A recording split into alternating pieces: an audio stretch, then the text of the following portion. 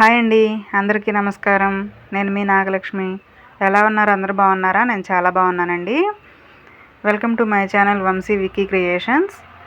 మన ఛానల్లో full videos, cooking videos ఉంటాయి, లైవ్స్ ఉంటాయి, డివోషనల్ షార్ట్స్, ఎంటర్టైన్మెంట్ షార్ట్స్ ఉంటాయి అన్నమాట. తప్పకుండా చూసేయండి. కొత్తగా చూసేవాళ్ళు సబ్స్క్రైబ్ చేసుకోండి, లైక్ చేసి మీ ఫ్రెండ్స్కి, ఫ్యామిలీ మెంబర్స్కి కూడా షేర్ చేయండి. ఓకేనా ఫ్రెండ్స్? ఇంకా వీడియో ఏంటంటే, ఈరోజు నేను దోసకాయ టమాటా కర్రీ చేశాను. కర్రీ ఎలా చేశాను అనేది మీకు చూపిస్తాను, ఒకసారి చూసేయండి. ముందుగా ఉల్లిపాయ, టమాటా, దోసకాయ కట్ చేసి పెట్టేసుకున్నాను. ఇంకా స్టవ్ వెలిగించి కళాయి పెట్టేసి ఆయిల్ వేసేసి, ఆయిల్ హీట్ అయిన తర్వాత ఉల్లిపాయలు వేసి వేయించేసుకుంటున్నాను. కర్రీ అందరికీ తెలుసు, కానీ ఎక్కడో ఉంటారు కదా తెలియని వాళ్ళు, కనీసం వాళ్ళకైనా ఉపయోగపడుద్ది అని చెప్తున్నాను అంతే.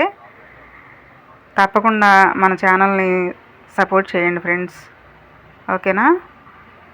ఆనియన్స్ వేగిపోయిన తర్వాత టమాటా, దోసకాయ కూడా వేసేసాను అనమాట. వేసేసి కలుపుకొని ఉడికిస్తున్నాను. దోసకాయ ఉడకాలి కదా, టమాటా అంటే తొందరగానే ఉడికిపోయిద్ది, కానీ దోసకాయ కొంచెం లేట్గా ఉడుకుద్ది కదా. ఒకసారి కలిపేసుకుని మూత పెట్టి 2 మినిట్స్ ఒకసారి తీసి కలుపుకుంటూ ఉడికించుకోవాలన్నమాట.